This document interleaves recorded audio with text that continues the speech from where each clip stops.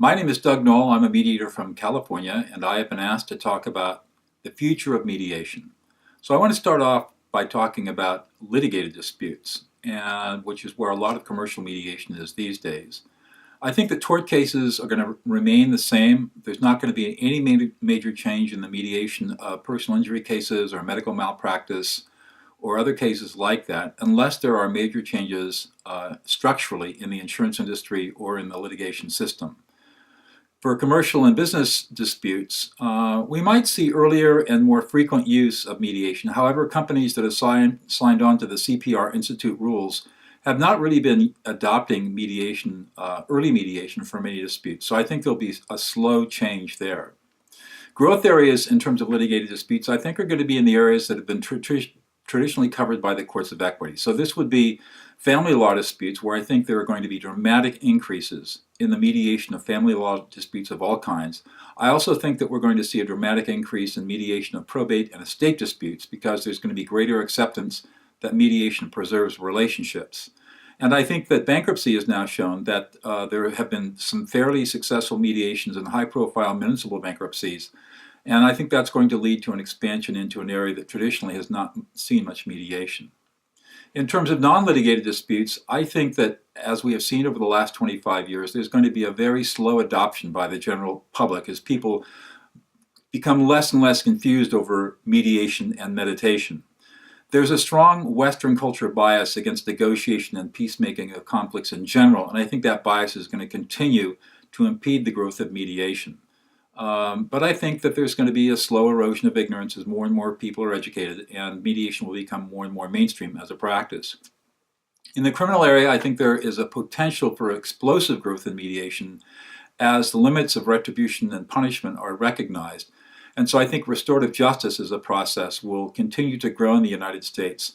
Of course, there will continue to be issues around constitutional rights, funding, types of cases, and resistance from the hardcore people who don't believe in rehabilitation or that restorative justice is powerful. But nevertheless, I think that restorative justice is going to be a major growth area in the next 25 years.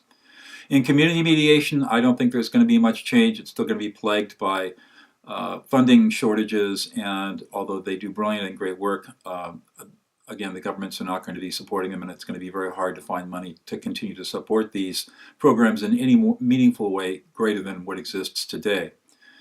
Internationally, again, I think there is going to be a slow growth. Typically in Track 1 cases where the foreign service officers, foreign diplomats are negotiating with each other, history suggests that they have not liked mediation, they have not been fond of it, they think they're good negotiators themselves. Where I see tremendous growth in international conflict mediation is in Track 2, Track 3 diplomacy, because after the fighting ends, there's going to be a huge need for capacity building in civil society, teaching people how to resolve their conflicts, how to reconcile, how to deal with the aftermath of war, and they're going to have to do that themselves because the diplomats will have long gone after the fighting stops.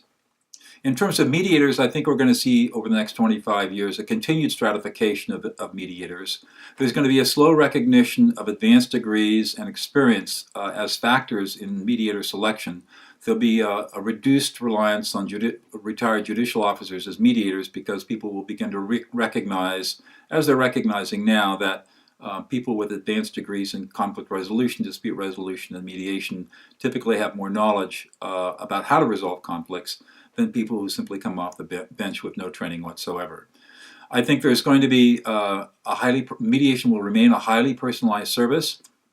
It will be based on referral sources. I think that mediators will continue to depend upon referral sources for the work, and we're not going to see any kind of broad-based marketing or advertising. It's going to be basically people, like any professional business, it's going to be based on people knowing people.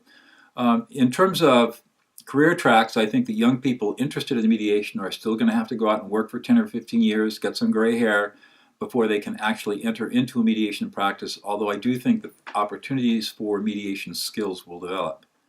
Where I think the most interesting developments will be in the next 25 years is in training of mediation training, not to teach people how to be mediators, but to teach them emotional intelligence, negotiation skills, and conflict resolution skills. And mediation training has proven to be extremely effective as a way of developing those aspects in our culture. So I think that we're going to see emotional intelligence slowly become more accepted as an attribute that's important to develop in students and in young professionals.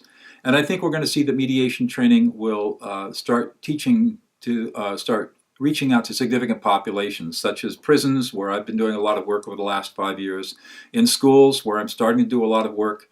And I think that dispute resolution skills, listening skills, empathic listening skills, things like that will continue to expand in the schools as a way of reducing bullying and school violence.